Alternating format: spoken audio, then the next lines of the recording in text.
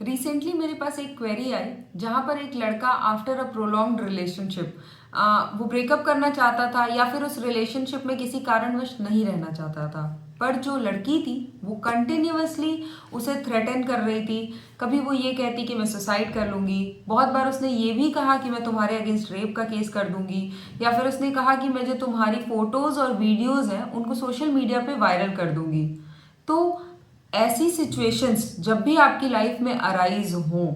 तो आप इससे क्या समझते हो? आपको उस रिलेशनशिप में रहना चाहिए या फिर उस रिलेशनशिप से निकल जाना चाहिए या फिर उस इंसान को समझाना चाहिए?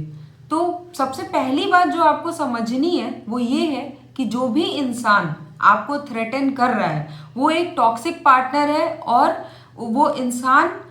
वो इंसान एक तरह का क्रिमिनल मिसकंडक्ट कर रहा है। ना कि आप ये सोच लें कि अरे मैं इसको समझा लूंगा या फिर आप किसी तरह के दबाव में पड़ के उस रिलेशनशिप में रहना चाहें। रादर आपको सबसे पहला काम ये करना चाहिए कि उस रिलेशनशिप से, उस टॉक्सिक रिलेशनशिप से अपने आप की दूरी बना लेनी चाहिए, क्योंकि ये तीनों ही चीज़ें, एक सुसाइड की धमकी देना, दूसरा आपको ये धमकी देना कि आपके अगेंस्ट फॉल्स केस कर देगी या फिर आपकी फोटोज या वीडियोस वायरल कर देगी, ये तीनों ही चीज़ें आईपीसी, जिसको कि अब भारतीय न्याय संहिता कहते हैं, और आईटी एक्ट के अंदर में ऑफेंस की कैटेगरी में आते हैं। तो जो पर्सन आपको थ्रेटन कर रहा है ये सब कह के, वो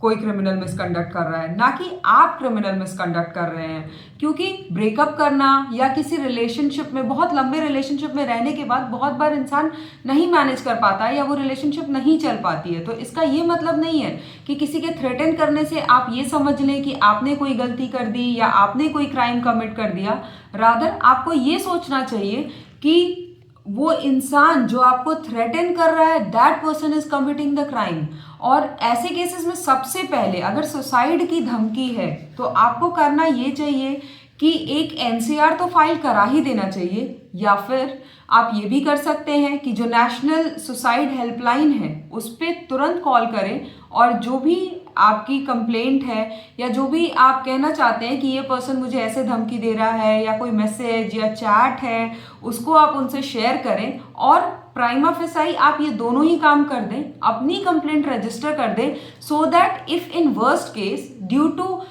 his or her own mental instability, अगर वो पर्सन कोई गलत एक्शन लेता है या सुसाइड कमिट करता है, तो कम से कम ये तो हो सके कि आप अपने आप को डिफेंड करने लायक बचें। क्योंकि जनरली जो भी पर्सन नियरेस्ट आपसे कनेक्टेड होता है उससे क्वेरी करी ही जाती है। और अगर आपके बीच में कोई भी, आपने rather than complaining to police और हेल्पलाइन नंबर, आप ये कोशिश करते हैं कि उस इंसान को डांटते हैं या फिर किसी और तरीके से उसको समझाते हैं ये सब करने के लिए, तो ये आपके लिए सही साबित नहीं होगा लॉन्ग रन में। और दूसरी जो चीज़ है, कभी भी आप ऐसे इंसान से अगर ऐसी सिचुएशन अराइज होती है तो आप दूरी बना लें और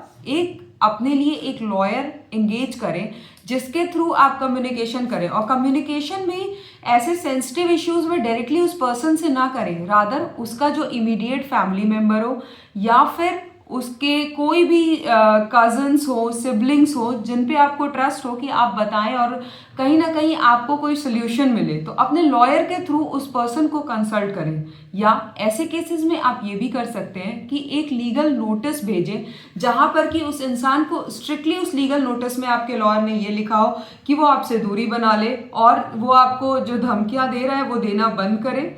क्योंकि फोटोज और वीडियोस वायरल कर देने की धमकी तो एक तरह का क्रिमिनल ऑफेंस है under IT act as well as under IPC also. So अगर आप अपनी लीगल नोटिस में उस इंसान को ऐसा करने से रोकते हैं लीगल नोटिस के थ्रू, तो वो लीगल नोटिस भी तो कहीं ना कहीं अगर आपके अगेंस्ट कोई केस होता है तो that will help you as a documentary evidence. तो ऐसी सिचुएशन में आपको अपने आप को बचाने की कोशिश पहले करना चाहिए, और आपको बिल्कुल भी डरना नहीं चाहिए कि जो ये सोच के कि आप किसी रिलेशनशिप में थे तो आपने कोई बहुत बड़ा क्राइम कर दिया है। ब्रेकअप करना या किसी रिलेशनशिप से निकलना किसी भी तरह का क्राइम नहीं है। और इसके अलावा मैं एक और चीज़ बोलना चाहूँगी अपने इस वीडियो में कि अभी सुप्रीम कोर्ट लगातार 2024 में 25 में आपने हर बार सुना होगा कि सुप्रीम कोर्ट लगातार बार बार ये बात कह रहा है कि फॉल्स प्रॉमिस ऑफ मैरिज के प्रिटेक्स्ट में अगर कोई सेक्सुअल रिलेशनशिप स्टैब्लिश हुआ है तो वहां पर हम ये देखेंगे, जनरली आजकल बहुत ही कॉमन हो गया है कि लोग बहुत साल रिलेशनशिप में रह लेते हैं, फिर ये एलिगेशन लगा देते हैं कि इसने मुझसे शादी का वादा किया था और उसके बाद मेरे साथ फिजिकल रिलेशनशिप बनाया था और इसलिए तो फिर लॉ, एज पर लॉ, अगर किसी ने डिसेप्शन करके फ्रॉम द वेरी बिगिनिंग अगर किसी ने डिसेप्शन करके आपके साथ किसी तरह का भी फिजिकल रिलेशनशिप बनाया है तो तब तो वो इंसान लायबल है, वो क्रिमिनली लायबल है। बट अगर कोई इंसान